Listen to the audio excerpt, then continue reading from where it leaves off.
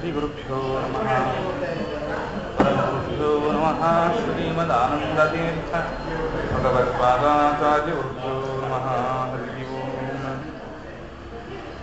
ಸುಮತಿಭಿರನುಮೇಯಂ ಶುಭ್ರಕಾಯಂ ಸಖಾಯಂ ಸುಖಮಯಮನಪಾಯಂ ಮುಕ್ತ್ಯುಪಾಯಂ ವಿಮಾಯಂ ಗೃಹಯಮಹಮಮೇಯಂ ಧ್ಯೇಯಮಾಮ್ನಾಯ ಗೇಯಂ ಸದಯಮ ಸದಜೇಯಂ ಶ್ರೀಸಹಾಯಂ ಭಜೆ. ಮುದ್ರಾ ಪುಸ್ತಕ ಶಂಖಾಕ್ಷ ವಿದ್ಯೋತಿತಕರಂಬುಜ ಹೃದಯವೇಶ ಹಯಗ್ರೀವ ಮಧ್ಯಾಹ್ನ ಶಿರೋಮಃ. ವೇದೋ ವ್ಯಾಸ ಗುಣಾವಾಸ ವಿದ್ಯಾಧೀಶ ಸುತಾಂ ವಶಾಮಂ ನಿರಾಶೋ ಗತಕ್ಲೇಶೋ ಕುರ್ವನಿ ಕುರ್ವನಾಶೋ ಭಜೇಶು.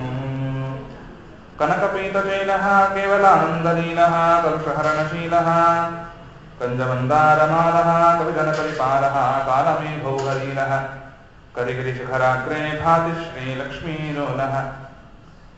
ಶ್ರೀವೆಂಕಟಲಸುಚ್ಛೈಲವಾಸೀದಾದಿಕೃತಾಮರಃ ಛಾಯಯಾ ಪಾತು ಮಾಂ ನಿತ್ಯಂ ಶ್ರೀನಿವಾಸಸುರದ್ರುಮಃ. ದೃಷ್ಟ್ವಾ ದಿಶಿ ದಿಶಿ ಸ್ಮೀಯಾಂ ದಯಯಾ ಪಾಲಯನ್ನಿವ ವರ್ತತೆ ವಿಶ್ವತಶ್ಚಕ್ಷುಃ ವೆಂಕಟೇ ವೆಂಕಟೇಶ್ವರಃ. ತಪಸ್ವಿತಾಯಾಂ ಹರಿಭಕ್ತಿತಾಯಾಂ ವಿಪಶ್ಚಿತಾಂ ಸಂಸದಿ ಪೂಜ್ಯತಾಯಾಂ ಕೃಪಾಲುತಾಯಾಂ ಸುವಿರಕ್ತಿತಾಯಾಂ ವಿಪತ್ರಿಕೋರ್ಮಧ್ವಮುನೇ ಸಮಕ್ಕಃ. ಮಾತಾ ರಾಜಾಮತ್ಪಿತಾದಿರಾಜ ಭ್ರಾತಾ ರಾಜಾಮತ್ಸಖಾದಿರಾಜಃ ಸರ್ವಸ್ವಂ ಮೇ ವಾದಿರಾಜೋ ದಯಾಲು ನಾನ್ಯದ್ದೈವಂ ನೈವ ಜಾನೇ ನ ಜಾನೇ. ಶ್ರೀಮತೋ ರಾಘವೇಂದ್ರಸ್ಯ ನಮಾಮಿ ಪದಪಂಕಜೇ ಕಾಮಿತಾಶೇಷಕಲ್ಯಾಣ ಕಲನಾ ಕಲ್ಪಪಾದಪೋ. ವಂದೇ ವೃಂದಾವನಾಚಾರ್ಯಾನ್ ಹಯಗ್ರೀವ ಮುನೀನ್ ಭಜೆ ರಾಜಪಾದಾಂಬುಜಾಸಕ್ತಾನ್ ಆನಂದಗಿರಿಕಾನನೇ. ಶ್ರೀಮತ್ ಆಪಾದಮೂಲಿಪರ್ಯಂತಂ ಗುರುಣಾಮಾಕೃತಿಂ ಸ್ಮರೇತ್ ತೇನ ವಿಘ್ನಾಃ ಪ್ರಣಶ್ಯಂತಿ ಸಿದ್ಧ್ಯಂತಿ ಚ ಮನೋರಥಾಃ. ಸ್ವಸ್ತಸ್ತು ಸತಾಂ ಶೇಷಮಂಗಲಾನಿ ಭವಂತು. ಬ್ರಹ್ಮರುದ್ರಾದಿವಂದ್ಯಂ ತ್ವಾಂ ಭಜೆ ವೆಂಕಟನಾಯಕಂ ನಿವಾರಯಸ್ವಾನಿಷ್ಟಾನಿ ಸಾಧಯೇಷ್ಟಾನಿ ಮಾಧವ. ಪೂರ್ವ ಶ್ಲೋಕಾಂತ ಭಾಗದಲ್ಲಿ ಇಷ್ಟು ದಿನಗಳ ಕಾಲ ನಾವು ಘೋರವಾದ ನರಕದ ವರ್ಣನೆ, ಇನ್ನ ಶ್ರಾದ್ದದ ಒಂದು ಪ್ರಯೋಜನ, ಆ ನರಕದಿಂದ ಉದ್ಧಾರವಾಗತಕ್ಕಂತಹ ಮಾರ್ಗಗಳ ಬಗ್ಗೆ ಕೃಷ್ಣ ಪರಮಾತ್ಮ ಗರುಡನಿಗೆ ಏನು ಉಪದೇಶ ಮಾಡತಕ್ಕಂಥವನಾದನು, ಆ ಪಿತೃಕಲ್ಪದ ಬಗ್ಗೆ ಗರುಡ ಪುರಾಣದ ಬಗ್ಗೆ ಶ್ರವಣ ಮಾಡತಕ್ಕಂಥವರಾದವು. ಇನ್ನು ಮುಂದೆ ವಿಶೇಷವಾಗಿರ್ತಕ್ಕಂತಹ ಪರ್ವಕಾಲಗಳ ಸರಣಿ, ಶ್ರೀನಿವಾಸನ ಕಲ್ಯಾಣ, ನವರಾತ್ರಿ ಉತ್ಸವ. ಈ ನವರಾತ್ರಿ ಉತ್ಸವದ ಅಂಗಭೂತವಾಗಿ ಸಕಲ ವೈಷ್ಣವರ ಮನಗಳಲ್ಲಿ ಕುಲದೇವನಾಗಿ ಪೂಜಿತನಾಗ್ತಕ್ಕಂತಹ ಶ್ರೀನಿವಾಸನ ಒಂದು ವಿಶೇಷವಾಗಿರ್ತಕ್ಕಂತಹ ಮಹಿಮಾ ಪುರಸ್ಸರವಾದ ಕಥಾನಕ. ಸಾಮಾನ್ಯ ಭವಿಷ್ಯೋತ್ತರ ಪುರಾಣದ ವೆಂಕಟೇಶ ಕಲ್ಯಾಣ ಅಂತಕ್ಕಂಥದ್ದು ಸುಪ್ರಸಿದ್ಧವಾದದ್ದು. ಶ್ರೀನಿವಾಸನ ಚರಿತ್ರೆ 18 ಪುರಾಣಗಳಲ್ಲಿ 12ಕ್ಕೂ ಹೆಚ್ಚು ಪುರಾಣಗಳಲ್ಲಿ ವರ್ಣಿತವಾಗಿರ್ತಕ್ಕಂಥದ್ದಾಗಿದೆ. ಬ್ರಹ್ಮಪುರಾಣ, ಮಾರ್ಕಾಂಡೇಯ ಪುರಾಣ, ಗರುಡ ಪುರಾಣದಲ್ಲಿಯೂ ಕೂಡ ಶ್ರೀನಿವಾಸನ ಕಥಾನಕವನ್ನು ತಿಳಿಸಿಕೊಡುತ್ತಾರೆ ಬ್ರಹ್ಮಕಾಂಡದಲ್ಲಿ. ಇನ್ನು ಆದಿತ್ಯ ಪುರಾಣ ಅಂತರ್ಗತವಾಗಿರ್ತಕ್ಕಂತಹ ವೆಂಕಟೇಶನ ಮಹಾತ್ಮೆಯೂ ಕೂಡ ಇರತಕ್ಕಂಥದ್ದು. ಅದರಲ್ಲಿ ದೇವಶರ್ಮಾತ್ಮಯ ಕುಟುಂಬಕ್ಕೆ ಜೀವನೋಪಾಯವನ್ನು ಕಾಣದೆ ಎನ್ನುವ ಹರಿಕಥಾಮೃತಸಾರದ ಮಾತಿನಂತೆ ದೇವಶರ್ಮ ಬ್ರಾಹ್ಮಣನ ಒಂದು ಆಖ್ಯಾನ, ಅದು ಆದಿತ್ಯ ಪುರಾಣದಲ್ಲಿ ಬರತಕ್ಕಂತಹ ಮಾತು. ಭವಿಷ್ಯೋತ್ತರ ಪುರಾಣವಾಗಿರತಕ್ಕಂತಹ ಈ ವೆಂಕಟೇಶ ಕಲ್ಯಾಣ ಶ್ರೀನಿವಾಸ ಕಲ್ಯಾಣ ಕಾಂಡವನ್ನೇ ಪ್ರಸ್ತಾಪನೆ ಮಾಡತಕ್ಕಂತಹ ಕಥಾನಕ.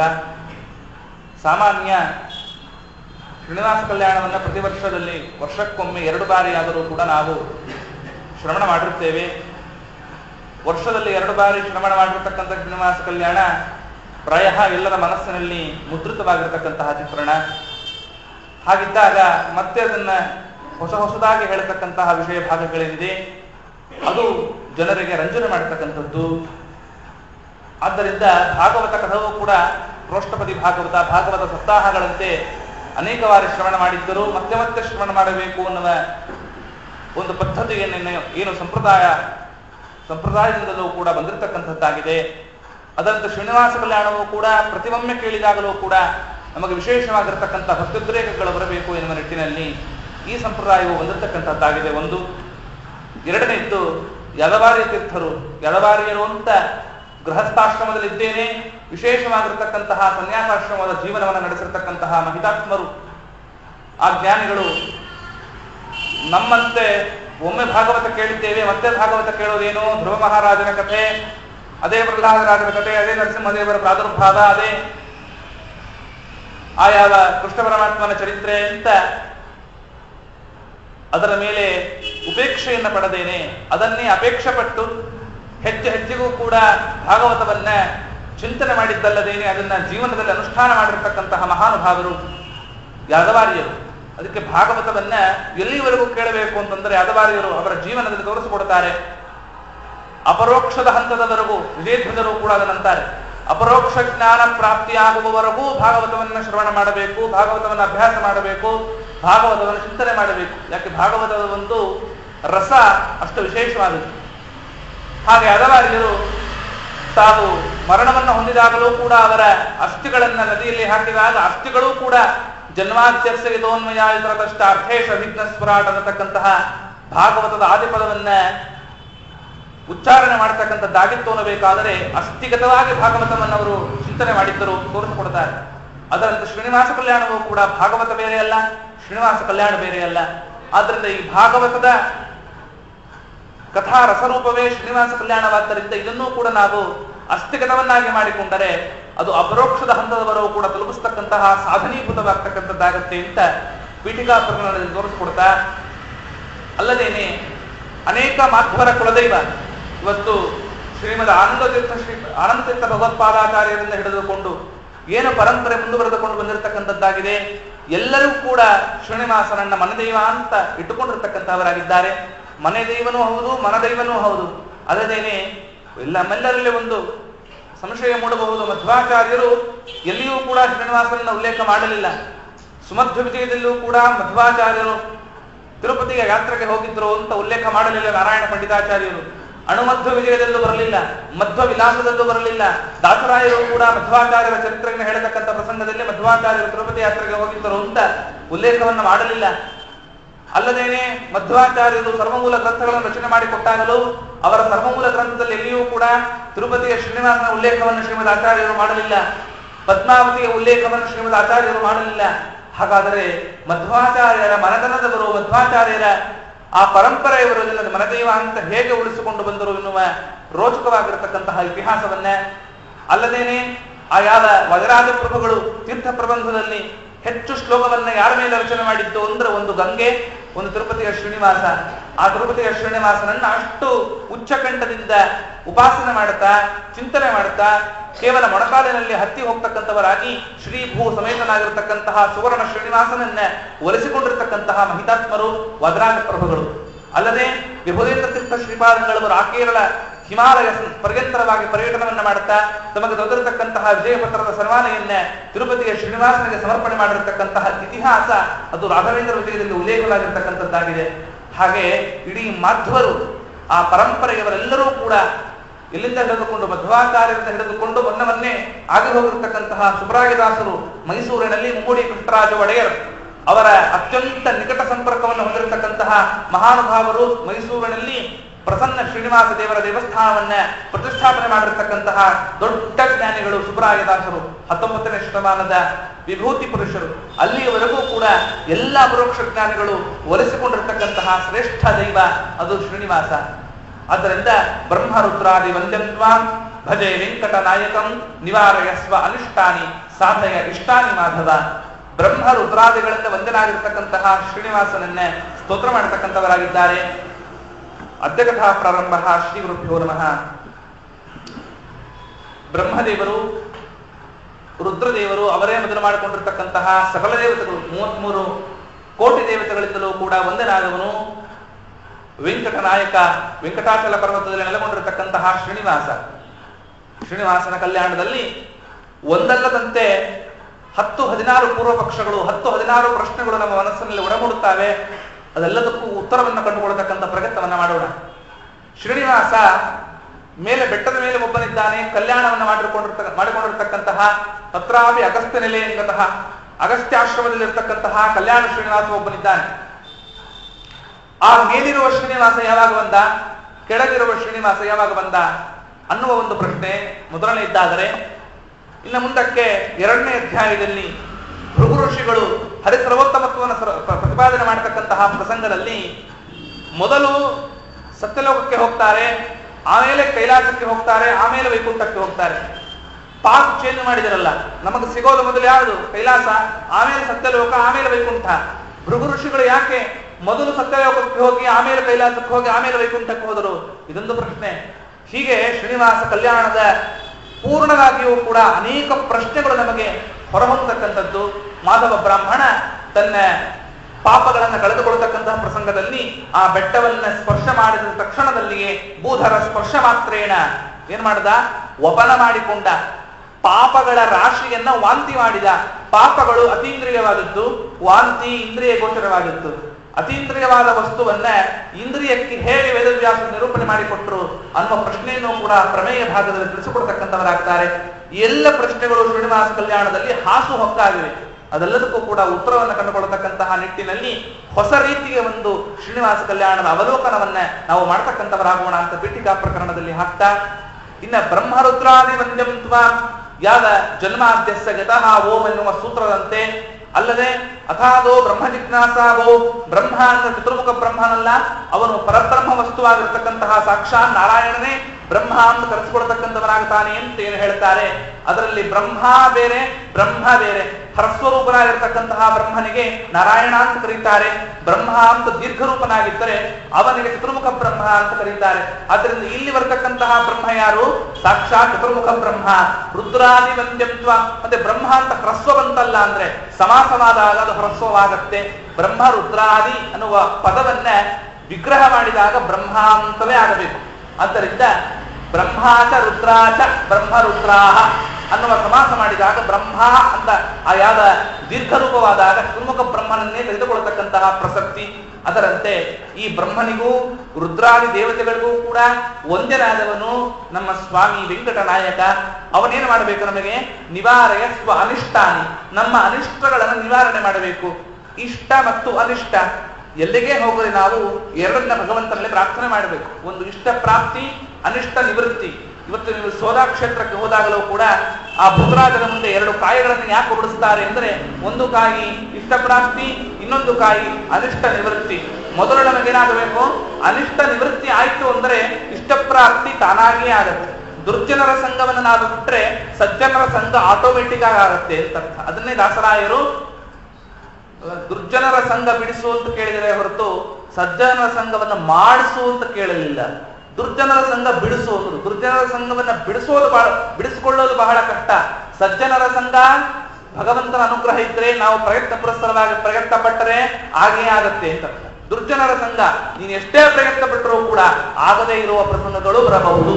ಆದ್ದರಿಂದ ಆ ದುರ್ಜನರ ಸಂಘವನ್ನ ಬಿಡಿಸಿದಿದ್ದರೆ ನಿನ್ನಾಣೆ ಎಂದರು, ಸಜ್ಜನರ ಸಂಘ ಮಾಡದಿದ್ದರೆ ನನ್ನಾಣೆ ಎಂದರು ದಾಸರಾಯರು. ಆದ್ದರಿಂದ ಅದರಲ್ಲೂ ಕೂಡ ವ್ಯತ್ಯಾಸವನ್ನು ತೋರಿಸ್ತಾರೆ. ಆದ್ದರಿಂದ ನಮಗೇನಾಗಬೇಕು? ಮೊದಲು ಅನಿಷ್ಟ ನಿವೃತ್ತಿ ಆಗಬೇಕು. ಆ ಅನಿಷ್ಟ ಅಂತ ಯಾವುದು? ಜ್ಞಾನ ಪ್ರತಿಬಂಧಕವಾದದ್ದೇ ನಮಗೆ ಅನಿಷ್ಟ, ಸಂಸಾರನೇ ನಮಗೆ ಅನಿಷ್ಟ. ಅದನ್ನೇ ತಾನೇನೆ ಗರುಡ ಪುರಾಣದಲ್ಲಿ ಹೇಳಿತ್ತು. ಯಾವುದು ಅನಿಷ್ಟ? ಭಾರ್ಯ ಗೃಹದ್ವಾರಿ ಜನಾ ಸ್ಮಶಾನೆ ದೇಹಶ್ಚಿತಾಯಾಂ ಪರಲೋಕ ಮಾರ್ಗೆ ಜೀವಾನುಗೋ ಗಚ್ಚತಿ ಧರ್ಮ ಏಕಃ. ನಾವು ಕೂಡಿಟ್ಟಿರ್ತಕ್ಕಂತಹ ಹಣ ಧಾನ್ಯ ಧನಾನಿ ಭೂಮೌ ಪಶವಶ್ಚ ಗೋಷ್ಠೆ, ನಾವು ಸಾಕಿರ್ತಕ್ಕಂತಹ ಪ್ರಾಣಿಗಳು, ಭಾರ್ಯ, ನನ್ನ ಜೊತೆಗೆ ಇರತಕ್ಕಂತಹ ಹೆಂಡತಿ, ನಾವು ಸತ್ತು ಹೋದಾಗ ಮನೆ ಬಾಗಿಲವರೆಗೂ ಮಾತ್ರ ಬರ್ತಾಳೆ. ನಾವು ಕೂಡಿಟ್ಟ ಕಸವನ್ನ ಬೇಕಾದ್ರೂ ಅವಳು ಪಿಪಿ ಊರೊಳಗೆ ಬರಲಿಲ್ಲ ಅಂತಂದ್ರೆ ನಾಳೆ ಹೋಗಿ ಹಾಕಬಹುದು ಅಂತ ಕಾನ್ಫಿಡೆನ್ಸ್ ಇರುತ್ತೆ. ನಾಳೆ ಹಾಕಿದ್ರೆ ಆಯ್ತು ಅಂತ.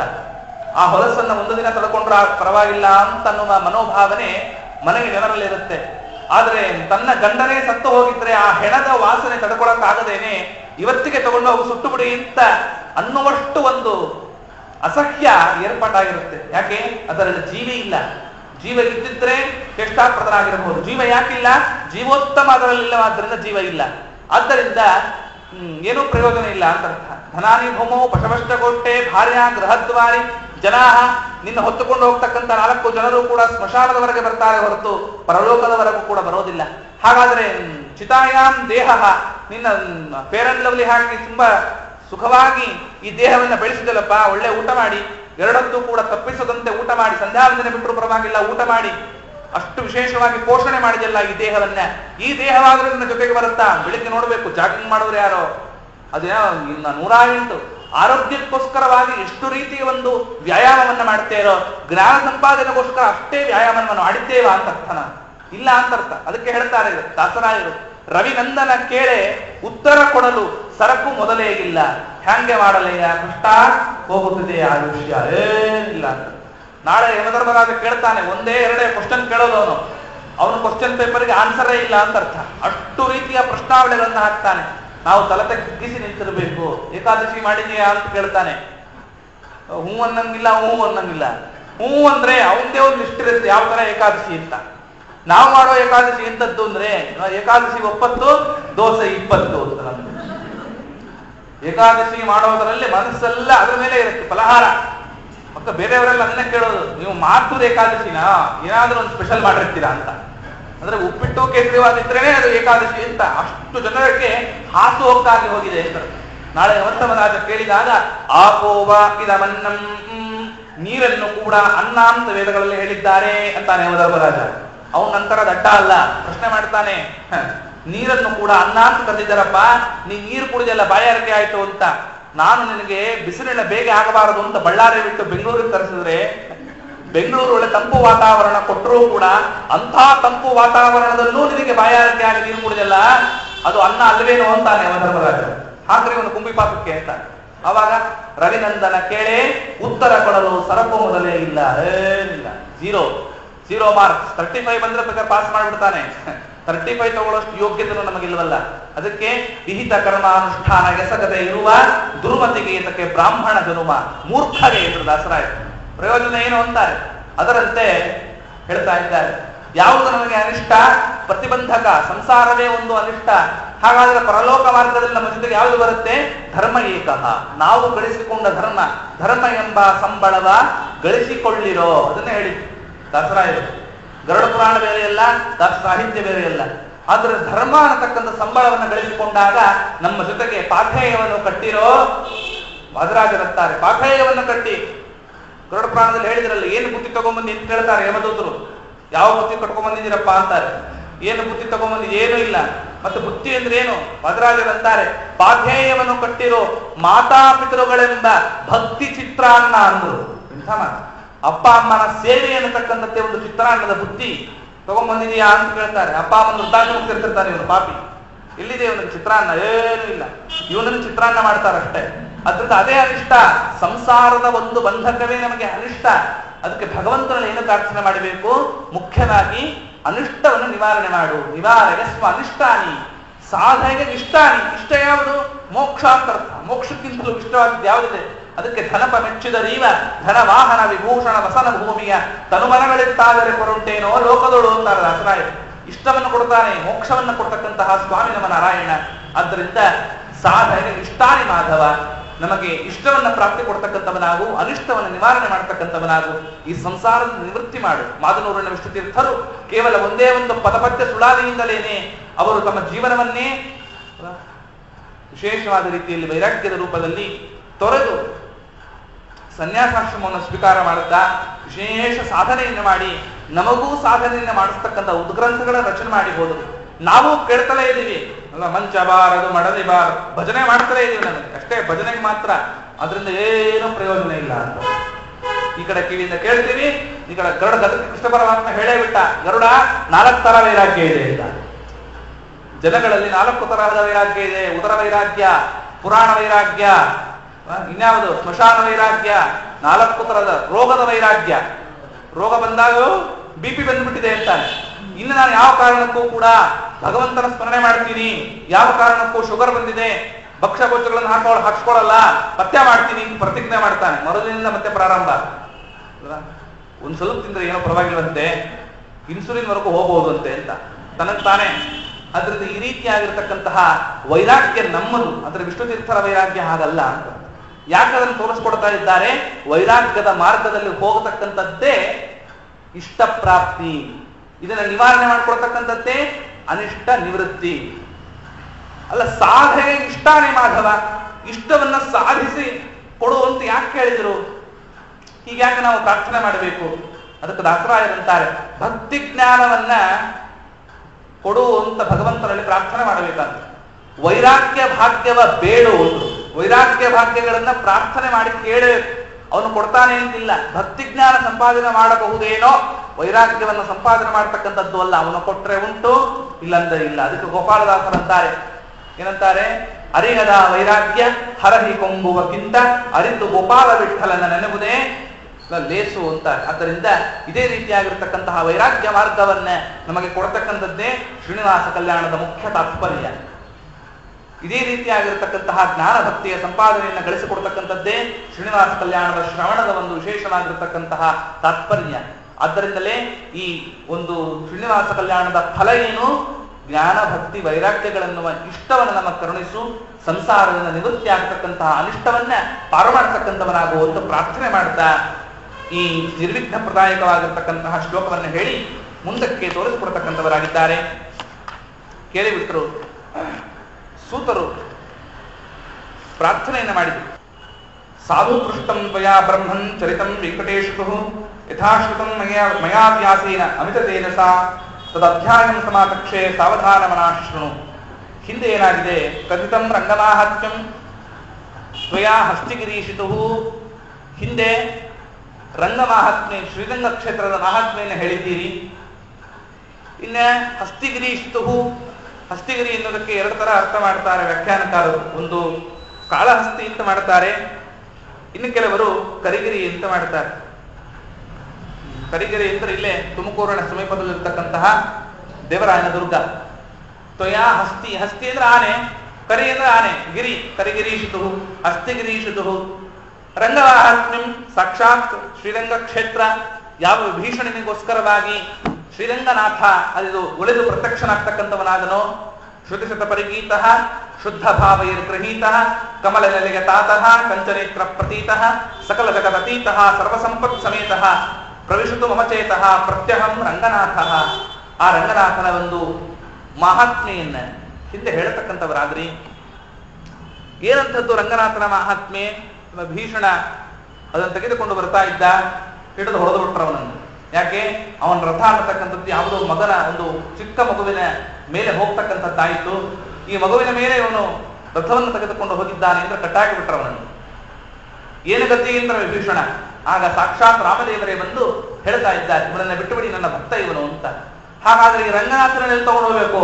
ಅದಕ್ಕೆ ರಾಮಚಂದ್ರ ಪ್ರಭು ಅಂತಾನೆ, ವಿಭೀಷಣ ನೀ ಲಂಕಾಪಟ್ಟಣಕ್ಕೆ ಹೋಗು, ನಿನ್ನ ದಿಕ್ಕಿಗೆ ಮುಖ ಮಾಡಿ ಈ ರಂಗನಾಥ ಇರ್ತಕ್ಕಂಥವನಾಗ್ತಾನೆ ಅಂತ ರಾಮದೇವರು ಅನುಗ್ರಹ ಮಾಡಿದರು. ಆದ್ದರಿಂದಲೇ ಶ್ರೀರಂಗಂ ಇರ್ತಕ್ಕಂತಹ ರಂಗನಾಥ ಆ ಯಾವ ಲಂಕೆಯ ಕಡೆಯೇ ಮುಖ ಮಾಡಿಕೊಂಡಿರ್ತಕ್ಕಂಥದ್ದಾಗಿದೆ. ಅಲ್ಲದೇನೆ 7 ಪ್ರಕಾರದಿಂದ ಕೂಡಿರ್ತಕ್ಕಂತಹ ಸಪ್ತ ಸಮುದ್ರಗಳೇ ಆ 7 ಪ್ರಕಾರವಾಗಿರ್ತಕ್ಕಂಥದ್ದಾಗಿದೆ ಅಂತ ವಿಜಯದಾಸರು ತಮ್ಮ ಸುಳಾದಿಗಳಲ್ಲಿ ವರ್ಣನೆ ಮಾಡ್ತಕ್ಕಂಥವರಾಗಿದ್ದಾರೆ. ಆ 7 ಸಮುದ್ರದ ಮಧ್ಯದಲ್ಲಿ ಸಮುದ್ರ ಶಾಹಿಯಾಗಿ ಮಲಗಿರ್ತಕ್ಕಂಥವನಾಗಿದ್ದಾನೆ ನಮ್ಮ ರಂಗನಾಥ ಅಂತ ತೋರಿಸಿಕೊಡ್ತಕ್ಕಂಥವರಾಗಿದ್ದಾರೆ. ಅಂತಹ ಪುಣ್ಯಪ್ರದವಾಗಿರ್ತಕ್ಕಂತಹ ಕ್ಷೇತ್ರ ಕಥಿತಂ ರಂಗಮಾಹಾತ್ಮ್ಯಂ, ರಂಗನಾಥನ ಕ್ಷೇತ್ರದ ವರ್ಣನೆಯನ್ನು ಮಾಡಿಬಿಟ್ರಿ. ತ್ವಯಾ ಹಸ್ತಿಗಿರೀಶಿತು ಕರಿಗಿರಿ ಕ್ಷೇತ್ರ ಅಥವಾ ಕಾಳಹಸ್ತಿ ಕ್ಷೇತ್ರ, ಇದರ ವರ್ಣನೆಯನ್ನು ಕೂಡ ಹಿಂದೆ ಮಾಡಿದ್ದೀರಿ. ಎಂಥದ್ದು ಕರಿಗಿರಿ ಕ್ಷೇತ್ರ? ಕರಿಗಿರಿ ಇದು ಸಾಮಾನ್ಯವಾಗಿ ತಿರುಪತಿಯ ಕ್ಷೇತ್ರದಲ್ಲಿ ಎಷ್ಟು ತೀರ್ಥಗಳಿದೆ? 66 ಕೋಟಿ ತೀರ್ಥಾನಿ ಪುಣ್ಯಾನ್ಯತ್ರ ನವೋತ್ತಮೆ. 66 ಕೋಟಿ ತೀರ್ಥಗಳಿಂದ ಕೂಡಿರತಕ್ಕಂತಹ ದೊಡ್ಡ ಕ್ಷೇತ್ರ ಅದು ನಮ್ಮ ತಿರುಪತಿ. ಬರೀ ಆ ಕ್ಷೇತ್ರಗಳ ಮತ್ತು ಆ ತೀರ್ಥದ ವರ್ಣನೆ ಮಾಡುವುದಕ್ಕೇನೆ 10 ದಿನ ಬೇಕು, ವಿಜಯದಶಮಿವರೆಗೂ ಮಾಡಬಹುದು. ಅಷ್ಟು ತೀರ್ಥಗಳ ವರ್ಣನೆ ಇದೆ. ಅದನ್ನು ಮಾಡೋಣ ಮಧ್ಯದಲ್ಲಿ ಎಷ್ಟೆಷ್ಟು ಸಾಧ್ಯವೋ ಅಷ್ಟು ತೀರ್ಥಗಳ ಒಂದು ವರ್ಣನೆಯನ್ನು ಕೂಡ ಮಧ್ಯದಲ್ಲಿ ಸೇರಿಸ್ತಕ್ಕಂಥವರಾಗೋಣ. ಅಂತಹ ಅದ್ಭುತವಾಗಿರ್ತಕ್ಕಂತಹ 66 ಕೋಟಿ ತೀರ್ಥಗಳಿಂದ ಕೂಡಿದ ಕ್ಷೇತ್ರ ಅದು ತಿರುಪತಿ. ಆದ್ರೆ ಕರಿಗಿರಿ ಎಂಥದ್ದು ಅಂದ್ರೆ ತಿರುಪತಿ ಮೀರಿಸಿದ್ದು ಅಂದ್ರು. ಯಾಕೆ? ಅವನ ಮನೆ ದೈವ ಅಲ್ಲ, ಶ್ರೀನಿವಾಸನಿಗೂ ಮನೆ ದೈವನು ನರಸಿಂಹ. ಆದ್ರಿಂದ ಇವಂದು ಎಷ್ಟು ಅಂದ್ರು ಅಂತಾರೆ. ನವಷಷ್ಟಿ ಕೋಟಿ ತೀರ್ಥಾನಿ, 96 ಕೋಟಿ ತೀರ್ಥಗಳು. ಬೆಂಗಳೂರು ಪಕ್ಕದಲ್ಲೇ ಇದೆ ತುಮಕೂರು, ದೇವರಾಯನ ದುರ್ಗ. 96 ಕ್ರೋರ್ಸ್. ಏನು ಸಾಮಾನ್ಯನ ಅದು? 96 ಎಣಿಸಕ್ಕೆ ನಮ್ಗೆ ಕೈ ಸಾಧ್ಯ ಇಲ್ಲ. 96 ಕೋಟಿ ಎಂದು ಅಲ್ಲಿ. ನವಷಷ್ಟಿ ಕೋಟಿ ತೀರ್ಥಾನಿ ಪುಣ್ಯಾನ್ಯತ್ರ ನವೋತ್ತಮೆ. ಅದೇ ಕೆಳಗಡೆ ಇರತಕ್ಕಂತಹ ಪಾದತೀರ್ಥ, ಹರಿದ್ರೋಹ, ಗುರುದ್ರೋಹ, ಸುರದ್ರೋಹ, ಹರೇ ಪರೇ, ಗಿರಿಗಪ್ಪುರ ಕಾಸಾರೆ ತಪಃಕುರ್ಯಾಂ ಹರೇ ರೀತಿ ಮದ್ರಾಗ ಪ್ರಭುಗಳಂತಾರೆ ಆಖ್ಯಾನದಲ್ಲಿ. ಆಖ್ಯಾನ ನಿಮಗೇನು ಹೊಸದಲ್ಲ. ಆದ್ರಿಂದ ಸ್ವಾತಂತ್ರ್ಯದ ಆಖ್ಯಾನದಲ್ಲಿ ಮದ್ರಾಗ ಪ್ರಭುಗಳಂತಾರೆ ನೋಡಿ, ಯಾರು ಹರಿದ್ರೋಹವನ್ನು ಮಾಡಿದ್ದೀರೋ, ಯಾರು ಗುರುದ್ರೋಹವನ್ನು ಮಾಡಿದ್ದೀರೋ, ಯಾರು ಸುರದ್ರೋಹವನ್ನು ತಿಳಿದೆಯೋ ಮಾಡಿದ್ದೀರೋ, ಅವರು ನನ್ನ ದರ್ಶನವನ್ನ ಮಾಡಿ. ನನ್ನ ದರ್ಶನ ಮಾಡೋದಕ್ಕೆ ಸೋದೆವರೆಗೂ ಬರೋದು ಬೇಡ, ತುಮಕೂರ್ಗೆ ಹೋಗಿ ಎಂದರು ವಾದರಾಜ. ಗಿರಿಗಪ್ಪುರ ಕಾಸಾರೆ, ಎಲ್ಲಿ? ದೇವರಾಯನ ದುರ್ಗದ ಪಾದತೀರ್ಥದ ಅಡಿಯಲ್ಲಿ ಹೈಗ್ರೀವ ರೂಪಿ ಭಗವಂತನ ಒಂದು ಸನ್ನಿಧಿಯಲ್ಲಿ ಮುಖ್ಯ ಪ್ರಾಣ ವಾದಿರಾಜರು ಒಡಮೂಡಿದ್ದಾರೆ. ಯಾರು ತಗೊಂಡೋಗ್ಕೆತ್ತಿದ್ದಲ್ಲ ಅದನ್ನ. ಈಗಲೂ ಯಾರು ಗೌರ್ಮೆಂಟ್ ಒಳಗ್ ಬಿಡಲ್ಲ ಅಂತ ಅರ್ಥ. ಅಂತಹ ಪರಮ ಪವಿತ್ರವಾಗಿರ್ತಕ್ಕಂತಹ ಕ್ಷೇತ್ರ ಗಿರಿಗಹ್ವರ ಕಾಸಾರೆ ತಪಃಕುರ್ಯಾಂ ಹರೇ ರೀತಿ. 96 ಕೋಟಿ ತೀರ್ಥಗಳ ಸನ್ನಿಧಾನೋಪೇತವಾಗಿರ್ತಕ್ಕಂತಹ ವಿಶಿಷ್ಟವಾದ ಕ್ಷೇತ್ರ ಭೋಗಾ ನರಸಿಂಹ, ಯೋಗಾ ನರಸಿಂಹನಿಂದ ಕೂಡಿರ್ತಕ್ಕಂತಹ ಕ್ಷೇತ್ರ ಅದು ಕರಿಗಿರಿ. ಹಸ್ತಿಗಿರಿ ಶುತುಹು ಹಿಂದೆ ಹೇಳಿದ್ರಲ್ಲ ಅಂದ್ರು. ಮತ್ತೆ ಮುಂದೆ ಯಾವ್ದು ಹೇಳ್ಬೇಕಪ್ಪ? ಪೂರಿ ಜಗನ್ನಾಥನ ಹೇಳಿಬಿಟ್ರಿ ಅಂತಾರೆ. ಪೂರಿ ಜಗನ್ನಾಥ ಜಗತಾಂ ನಾಥಃ ಅಂತಾರೆ. ಇಡೀ ಪ್ರಪಂಚಕ್ಕೆ ಒಡೆಯನಾಗಿರ್ತಕ್ಕಂಥವನು. ಸಾಮಾನ್ಯವಾಗಿ ಈ ಶ್ರೀನಿವಾಸನ ಕ್ಷೇತ್ರ ಅನ್ನತಕ್ಕಂಥದ್ದು ಇಡೀ ನಮ್ಮ ಭಾರತ ಭೂಮಂಡಲದಲ್ಲಿ ಅಲ್ಲಲ್ಲಿ ದೊಡ್ಡ ದೊಡ್ಡ ಕ್ಷೇತ್ರಗಳಿವೆ. ಬರೀ ಶ್ರೀನಿವಾಸನ ದೇವಸ್ಥಾನಗಳೇನೆ ಸ್ಥೂಲವಾಗಿ ಹೇಳುವುದಾದರೆ, ಬರೀ ಒಂದು ಪಟ್ಟಿಯನ್ನು ಕೊಡುವುದಾದರೆ ನೋಡಿ, ಸಾಧ್ಯವಾದರೂ ದರ್ಶನ ಮಾಡಿಕೊಂಡು ಬರಬಹುದು. ಅಂತಹ ಪವಿತ್ರ ಕ್ಷೇತ್ರಗಳು ಇಡೀ ನಮ್ಮ ಕರ್ನಾಟಕ ಆಂಧ್ರದಲ್ಲೇ ಬೇಕಾಗುತ್ತಿದೆ ಅಂತ. ಮೊದಲ ಕಲ್ಲು ಅಂತ ನೋಡ್ತೇವಲ್ಲ, ಆದಿಶಿಲಾ, ಅದು ರುದ್ರದೇವರಿಗೆ ಒಲಿದು ಬಂದಿರತಕ್ಕಂಥ ಶ್ರೀನಿವಾಸ. ಅದರದ್ದೇ ಒಂದು ಚರಿತ್ರೆ ಇದೆ. ಆದಿಶಿಲಾ ಕ್ಷೇತ್ರ ಮಹಾತ್ಮೆ ಅಂತಲೇ ಇದೆ. ಮೊದಲ ಕಲ್ಲು ಆದಿಶಿಲಾ ಅನ್ನೋದನ್ನೇ ಕನ್ನಡದಲ್ಲಿ ಮಾಡಿದ್ರು. ಯಾಕೆ ಅಂದ್ರೆ ಇಲ್ಲಿ ಶೇಷದೇವರಿಗೋಸ್ಕರ ಒಲಿದು ಬಂದಿರತಕ್ಕಂಥವನಾಗಿದ್ದಾನೆ. ಶೇಷಾಚಲ ಅಂತ ಕರೆಸಿಕೊಳ್ಳತಕ್ಕಂಥವನಾಗಿ ಶೇಷಾಚಲದ ಮೇಲೆ ಶ್ರೀನಿವಾಸ ನಿಂತುಕೊಂಡ. ಆದರೆ ಮೊದಲ ಕಲ್ಲಲ್ಲಿ ರುದ್ರದೇವರಿಗೋಸ್ಕರವಾಗಿ ಒಲಿದು ಬಂದಿದ್ದಾನೆ. ಅದಕ್ಕೆ ರುದ್ರಾಚಲ ಅಂತ ಕರೆದ್ರು ಅದನ್ನ. ರುದ್ರಾಚಲ, ರುದ್ರದೇವರ ದೇವಸ್ಥಾನ ಇದೆ ಅಲ್ಲಿ. ಆ ದೇವಸ್ಥಾನವನ್ನ, ಆ ರುದ್ರದೇವರ ಲಿಂಗ ಭಿನ್ನವಾದಾಗ ಮೊದಲ ಕಲ್ಲು ಶೇಷದಾಸರು ಆ ಭಿನ್ನವಾದ ಲಿಂಗವನ್ನ ಮತ್ತೆ ಸರಿ ಮಾಡಿರ್ತಕ್ಕಂತಹ ಮಹಿಮೆ ಅವರದ್ದು, ಶೇಷದಾಸರದ್ದು. ಹೀಗೆ ರುದ್ರಾಚಲದಲ್ಲಿರ್ತಕ್ಕಂತಹ ಶ್ರೀನಿವಾಸ ಮೊದಲ ಕಲ್ಲು, ದೊಡ್ಡ ಕ್ಷೇತ್ರ ಆದಿಶಿಲ. ಯಾವ ಸೃಷ್ಟಿಯ ಮೊದಲ ಭಾಗದಲ್ಲಿ ಯಾವ ಶಿಲೆ ಇತ್ತು ಅಂದ್ರೆ ಅದೇ ಶಿಲೆ ಅಂತ ಅರ್ಥ, ಮೊದಲ ಶಿಲೆ.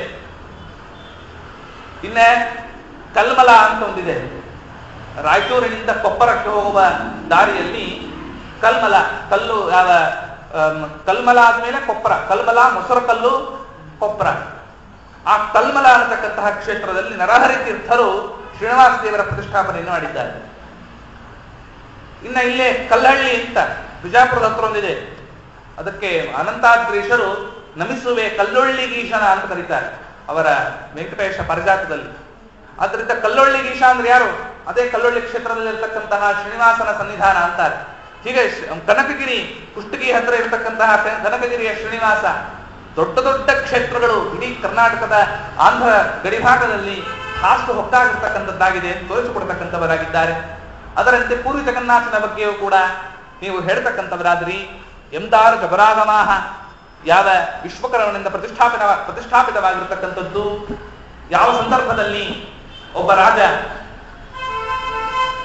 ಭಗವಂತನನ್ನ ಪ್ರಾರ್ಥನೆ ಮಾಡಿದನೋ, ಮಾಧವನನ್ನ, ನೀಲಾಚಲ ಅಂತದಕ್ಕೆ ಹೆಸರು ಪುರಿ. ಆ ನೀಲಾಚಲ ಕ್ಷೇತ್ರದಲ್ಲಿ ಭಗವಂತನನ್ನ ಪ್ರಾರ್ಥನೆ ಮಾಡಿದ, ಸ್ವಾಮಿ ಇಲ್ಲೇ ನೀನು ನೆಲೆಗೊಳ್ಳತಕ್ಕಂಥವನಾಗಬೇಕು. ನೆಲೆಗೊಳ್ಳುತ್ತೇನೆ ಅಂತ. ಯಾಕೆ? ನೀನು ಪ್ರಾರ್ಥನೆ ಮಾಡೋದಲ್ಲಪ್ಪ, ನಿನಗಿಂತಲೂ ಇದ್ರೆ ದ್ವಾಪರ ಯುಗದಲ್ಲಿ ನಾನು ಆಗಲೇ ಸಂಕಲ್ಪವನ್ನ ಮಾಡಿದ್ದೇನೆ.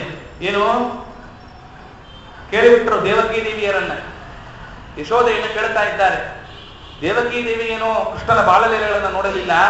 ಯಶೋಧ, ನೀನು ಭಗವಂತನ ಬಾಲಲೀಲೆಗಳನ್ನು ನೋಡಿದ್ದೀಯಾ? ಆ ರಾಸೋತ್ಸವ ಅಂತಿದೆಯಲ್ಲ, ರಾಸಕ್ರೀಡೆ, ಅದನ್ನು ವರ್ಣನೆ ಮಾಡು ಅಂತ ಕೇಳಿಬಿಟ್ರು. ನೋಡಿ, ಯಶೋದೆ ಬಾಗ್ಲಾಕು ಅಂದ್ಲು. ಸುಭದ್ರೆ ನಾನು ಒಳಗ್ ಬರ್ತೇನೆ ಎಂದ್ಲು. ನೀನು ಒಳಗ್ ಬರಬೇಡ, ನೀನು ಸ್ತ್ರೀ, ಅದ್ರಿಂದ ಒಳಗ್ ಬರಬಾರ್ದು, ಬಾಗಲ್ ಕಾಯ್ತಾ ಇರು, ಹೊರಗೆ ನಿಲ್ಲಿಸ್ಬಿಟ್ರು. ಸರಿ, ಇವಳು ವರ್ಣನೆ ಮಾಡ್ತಾ ಇದ್ದಾಳೆ ಭಗವಂತನ ರಾಸಕ್ರೀಡೆಯನ್ನ. ಅಷ್ಟೊಂದು ಕೃಷ್ಣ ಬಲರಾಮರು ಬಂದರು. ಯಶೋದೆ ಯಾವ ಸುಭದ್ರ ಬಾಗಿಲು ಕಳೆದು ಬಿಟ್ಲು. ಒಳಗೆ ಹೋಗಬೇಡಿ. ಯಾಕೆ ಈ ಒಳಗಡೆ ಏನೋ ಸೀಕ್ರೆಟ್ ಮಾತಾಡ್ಕೋತಾ ಇದ್ದಾರೆ, ಏನು ನಿನ್ ಬಾಲ್ಯಲೆ ಹೇಳ್ತಾ ಇದ್ದಾರೆ, ನನ್ನ ಬಾಲ್ಯಲೆ ಕೇಳಕ್ ನನಗೇನು ಅಂದ ಕೃಷ್ಣ. ಇಲ್ಲ ಇಲ್ಲ ಹೋಗಬಾರದಂತೆ. ಕೃಷ್ಣ ಬಲರಾಮ ಸುಭದ್ರೆಯರು ನಿಂತಿರ್ತಕ್ಕಂತಹ ಭಂಗಿಯಲ್ಲಿ ನಾರದರು ಬಂದು ನೋಡ್ತಕ್ಕಂಥವರಾಗಿದ್ದಾರೆ. ಆ ಅದ್ಭುತವಾದ ರೂಪ, ಈ 3 ರೂಪಗಳು ಕಲಿಯುಗದಲ್ಲಿ ಗೋಚರವಾಗಿ ಬಿಟ್ಟರೆ ಎಲ್ಲರೂ ಕೂಡ ಉದ್ಧಾರವಾಗ್ತಾರೆ ಅಂತ ನಾರದರು ಪ್ರಾರ್ಥನೆ ಮಾಡಿದಾಗ ಆಗಬಹುದು ಅಂತ ಭಗವಂತ ಏನು ವರ ಕೊಟ್ಟಿದ್ದನೋ ಅದೇ ನೀಲಾಚಲ ಪರ್ವತ. ಅಲ್ಲಿ ಈ ರಾಜ ಬಂದಿದ್ದ, ಇವನು ಪ್ರಾರ್ಥನೆ ಮಾಡಿದ, ಆಗಬಹುದು ಅಂತ ಹೇಳ್ತಾನೆ ಭಗವಂತ. ಆಕಾಶವಾಣಿ ಆಗ್ತಾ ಇದೆ ನೋಡು, ಸಮುದ್ರದಲ್ಲಿ ಒಂದು ಮರದ ದಿಮ್ಮೆ ತೇಲಿ ಬರತಕ್ಕಂಥದ್ದಾಗತ್ತೆ, ಆ ಮರದ ದಿಮ್ಮೆಯಲ್ಲಿ ನನ್ನನ್ನು ಪ್ರತಿಷ್ಠಾಪನೆ ಮಾಡಿಸು ಅಂತ ಭಗವಂತ ಆಕಾಶವಾಣಿ ಮಾಡಿಸಿದ. ಅವನು ಹೇಳಿದಂತೆ ಆ ದಿಕ್ಕಿನಲ್ಲಿ ಮರದ ದಿಮ್ಮೆ ಬಂದಿದೆ. ಒಬ್ಬ ವೃದ್ಧ ಬ್ರಾಹ್ಮಣ ಬಂದ, ನೀನು ಏನು ಅಂದುಕೊಳ್ಳಲ್ಲ ಅಂದ್ರೆ ನಾನು ಕೆತ್ತನೆ ಮಾಡ್ತೇನೆ ಇಂದ. ಅವ್ರಂತಾರೆ, ನೀನು ವೃದ್ಧ ಬ್ರಾಹ್ಮಣ, ಇವತ್ತು ನಾಳೆ ಹೋಗೋ ತರ ಇದೆಯಾ, ನೀನೇನು ಮಾಡ್ತೀಯಾ ಅಂದ್ರೆ ಇಲ್ಲ ಮಾಡ್ತೇನೆ ಅಂತ. ಆದ್ರೆ ಒಂದು ಕಂಡೀಷನ್ ಅಂತ. ಏನು ಕಂಡೀಷನ್? ನಾನು ಬಾಗಿಲು ಹಾಕೊಂಡು ಮಾಡ್ತಾ ಇರ್ತೇನೆ, ಯಾವ ಕಾರಣಕ್ಕೂ ಬಾಗಿಲು ತೆಗಿಬಾರದು. ಮತ್ತು ಊಟ ಬೇಡ, ನಿದ್ದೆ ಬೇಡ, ನೀ ತೀರ್ಥ ಬೇಡ, ಏನು ಬೇಡ ಅಂದ. ಸರಿ, ಆ ಬ್ರಾಹ್ಮಣ ವೃದ್ಧ ಬ್ರಾಹ್ಮಣ ಗಡ್ಡ ಬಿಟ್ಬಿಟ್ಟಿದ್ದಾನೆ, ಜಟೆ ಕಟ್ಕೊಂಡಿದ್ದಾನೆ, ಹಣ್ಣಣ್ಣು ಮುದುಕ, ಬಾಗಿಲು ಹಾಕೊಂಡ ಮರದ ದಿಮ್ಮೆಯಲ್ಲಿ ಕೆತ್ತನೆಯ ಕೆಲಸವನ್ನ ಪ್ರಾರಂಭ ಮಾಡಿದ್ದಾನೆ. ಸುಭದ್ರ ಬಲರಾಮ ಕೃಷ್ಣನನ್ನು ಕೆತ್ತಬೇಕು ಅಂತ ಹೇಳಿದ್ದಾರೆ. ಆ ರಾಣಿ ನೋಡಿದ್ವಲ್ಲ, ಇಷ್ಟು ದಿನ ಆಯ್ತು ಆ ಬ್ರಾಹ್ಮಣ, 1 ವರ್ಷ ಆಯ್ತು, 2 ವರ್ಷ ಆಯ್ತು, 50 ವರ್ಷ ಆಯ್ತು, ನಮಗೆ ವೃದ್ಧಾಪ್ಯ ಬಂದಿದೆ, ಅವನು ಆಗ್ಲೇ ವೃದ್ಧನಾದವನು, ಇಷ್ಟೊತ್ತು ಕಾಲ ಹೋಗ್ಬಿಡ್ಬೇಕಾಗಿತ್ತವನು, ಹೋಗ್ಲಿ, ಒಂದು ನೀರಿಲ್ಲ ಏನಿಲ್ಲ, ಏನು ಆಗಲ್ವಾ ಅವನಿಗೆ ಎಂದರು. ಆದ್ರಿಂದ ರಾಣಿ ಆತುರಾತುರವಾಗಿ ಆ ಬಾಗಿಲನ್ನು ತೆಗೆದು ಬಿಡೋಣ ಅಂತ ತೆಗಿತಾಳೆ. ಆ ವಿಗ್ರಹಗಳು ಅರ್ಧಕ್ಕೆ ನಿಂತಿವೆ. ಅವನು ಅಂತರ್ಧಾನ ಹೊಂದಿಬಿಟ್ಟ. ಅವನು ಬೇರೆ ಯಾರೋ ಅಲ್ಲ, ಸಾಕ್ಷಾತ್ ವಿಶ್ವಕರ್ಮ ಅಂತರ್ಧಾನವನ್ನು ಹೊಂದಿದ್ದಾನೆ, ದೇವ ಬಡಿಗ. ಆ ಕಾಲದಲ್ಲಿ ಆಕಾಶವಾಣಿ ಆಗ್ತಾ ಇದೆ, ಯೋಚನೆ ಮಾಡಬೇಡ ರಾಜ, ಅದನ್ನೇ ಪ್ರತಿಷ್ಠಾಪನೆ ಮಾಡಿಸು ಅಂತಂದಾಗ ಅದೇ ಇವತ್ತು ಪುರಿ ಜಗನ್ನಾಥದಲ್ಲಿ ವಿಶೇಷವಾದ ರೀತಿಯಲ್ಲಿ ಕಂಗೊಳಿಸ್ತಕ್ಕಂಥದ್ದು. ಅದೇ ಕ್ಷೇತ್ರದ ಮಹಾತ್ಮೆಯನ್ನ ಬ್ರಹ್ಮಪುರಾಣದಲ್ಲಿ ವರ್ಣನೆ ಮಾಡಿರ್ತಕ್ಕಂಥದ್ದನ್ನೇ ಇಲ್ಲಿ ಮತ್ತೆ ಅನುವಾದ ಮಾಡಿದ್ದಾರಾದ್ದರಿಂದ ಪೂರಿ ಜಗನ್ನಾಥನ ಕ್ಷೇತ್ರವನ್ನು ವರ್ಣನೆ ಮಾಡಿದ್ದೀರಿ ಅಂತ ಕೇಳಿದ್ರು. ಮತ್ತೆ ಇವಾಗ ಯಾವ್ದು ಮಾಡ್ಬೇಕಪ್ಪ ಈಗಂತಾರೆ, ಈ ತಿರುಪತಿ ಅಂತ ಕರೀತಾರಲ್ಲ, ಆ ತಿರುಪತಿಯ ಕ್ಷೇತ್ರದ ವರ್ಣನೆಯನ್ನು ಮಾಡಿ. ವೆಂಕಟಾಚಲ ಸೂತರಂತಾರೆ, ಸಾಧು ಪೃಷ್ಟಂ ತ್ವಯಾ ಬ್ರಹ್ಮನ್ ಚರಿತಂ ವೆಂಕಟೇಶತು ಯಥಾಶ್ರುತಂ ಮಯಾ ಪೂರ್ವಂ ವ್ಯಾಸೇನ ಅಮಿತ ತೇಜಸ. ಏನು ಅಮಿತವಾಗಿರತಕ್ಕಂತಹ ಪ್ರಕಾಶದಿಂದ ಕೂಡಿದ ವೇದವ್ಯಾಸರ ಮುಖಕಮಲದಿಂದ ಏನು ಶ್ರವಣ ಮಾಡಿದ್ದರಲ್ಲ, ಅದನ್ನೇ ಅನುವಾದ ಮಾಡ್ತೇನಪ್ಪ. ತದಾ ಅಧ್ಯಾಯಂ ಸಮಾಚಕ್ಷೆ ಸಾವಧಾನ ಮನಾಶೃಣು. ಒಳ್ಳೆ ಸಮಾಧಾನ ಮನಸ್ಸಿನಿಂದ ಕೇಳಿ, ನಿದ್ದೆ ಮಾಡಬೇಡಿ ಅಂತ. ಪುರಾತು ಜನಕೋ ನಾಮ ರಾಜ ಪರಮಧಾರ್ಮಿಕ ಸತ್ಯವಾನ್ ಸರ್ವಶಾಸ್ತ್ರೇಷು ಕೋವಿದ ಕೋಪವರ್ಜಿತ. ಪ್ರಾರಂಭ ಮಾಡೇ ಬಿಟ್ರು. ಪುರಾತು ಜನಕೋ ನಾಮ, ಹಿಂದೆ ಜನಕ ಅಂತ ಒಬ್ಬ ಮಹಾರಾಜನಿಂದ, ಅವನು ಎಂಥವನು? ಪರಮ ಧಾರ್ಮಿಕ, ಶ್ರೇಷ್ಠವಾದ ಧಾರ್ಮಿಕ. ಸತ್ಯವಾನ್ ಸರ್ವಶಾಸ್ತ್ರೇಷು, ಇಲ್ಲಿ ಏನೇನು ಜನಕ ಮಹಾರಾಜನಿಗೆ ಒಂದೊಂದು ವಿಶೇಷಣ ಕೊಟ್ಟಿದ್ದಾರೋ ಆ ಎಲ್ಲ ವಿಶೇಷಣಕ್ಕೂ 2 ದಿನ ಉಪನ್ಯಾಸ ಮಾಡಬಹುದು. ಯಾಕೆ? ಅದನ್ನ ಭಗವಂತ ಕೃಷ್ಣ ಪರಮಾತ್ಮನೇ ಅಲ್ಲ, ಜನಕಾದಯ ಕರ್ಮಯೋಗಿಗಳು ಅಂತ ಕರೆದಿದ್ದಾನೆ ಅವರನ್ನ. ಕರ್ಮಯೋಗಿಗಳು ಅಂದ್ರೆ ಪದ್ಮಪುರಾಣದಲ್ಲಿ ಜನಕ ಮಹಾರಾಜನ ಒಂದು ಅಧ್ಯಾಯಗಟ್ಟಲೆ ಚರಿತ್ರೆಯನ್ನು ಹೇಳಿದ್ದಾರೆ. ದೊಡ್ಡ ಜ್ಞಾನಿ ಅವನು, ಪರಮ ಧಾರ್ಮಿಕ. ಆದ್ದರಿಂದ ಪುರಾತು ಜನಕೋ ನಾಮ ರಾಜ ಪರಮಧಾರ್ಮಿಕ, ಪರಮಧಾರ್ಮಿಕನಾದವನು. ಸತ್ಯವಾಕ್, ಸತ್ಯ ಅಂದ್ರೇನು? ಸತ್ಯಂ ಭೂತಹಿತಂ ಪ್ರೋಕ್ತಂ ಯಥಾರ್ಥ ಅಭಿಭಾಷಣಂ ಅಸತ್ಯವಪಿ ತತ್ ಸತ್ಯಂ ಉತ್ತಮಾನಾಂ ಹಿತಂ ವಚಃ. ಶ್ರೀಮದ್ ಆಚಾರ್ಯರು ಅಂತಾರೆ, ಸತಾಂ ಹಿತಂ ಇದು ಸತ್ಯಂ 2 ತರ ಇದೆ. ಸಜ್ಜನರಿಗೆ ಹಿತವಾದದ್ದು ಸತ್ಯ ಅಂತ ಒಂದು, ಯಥಾರ್ಥ ಭಾಷಣ ಇದೆಯಲ್ಲ ಅದು ಸತ್ಯ ಅಂತ 2 ಡೆಫಿನೇಷನ್ ಇದೆ. ಅದನ್ನು ಯಾವ ಯಾವ ಕಾಲಕ್ಕೆ ಹೇಗೆ ಪ್ರಯೋಗ ಮಾಡಬೇಕು ಹಾಗೆ ಮಾಡಬೇಕು. ಸತಾಂ ಹಿತಂ ಇದು ಸತ್ಯಂ. ಅವನಂತ ಯಾರೋ ಒಬ್ಬ ಮಗ ನೋಡ್ದ, ಅಲ್ಲ ಯಾರೋ ಉಪನ್ಯಾಸದಲ್ಲಿ ಹೇಳಿದರು, ಸಜ್ಜನರಿಗೆ ಹಿತವಾದದ್ದೇ ಸತ್ಯವಂತೆ. ನಮ್ಮಪ್ಪ ನನಗೆ ಸಜ್ಜನ, ನಮ್ಮಪ್ಪಂಗೆ ನಾನು ಸುಳ್ಳು ಹೇಳಬಾರದು. ಯಾಕೆ? ಸಜ್ಜನ ಅವನಿಗೆ ಹಿತವಾದದ್ದನ್ನು ಹೇಳಬೇಕು.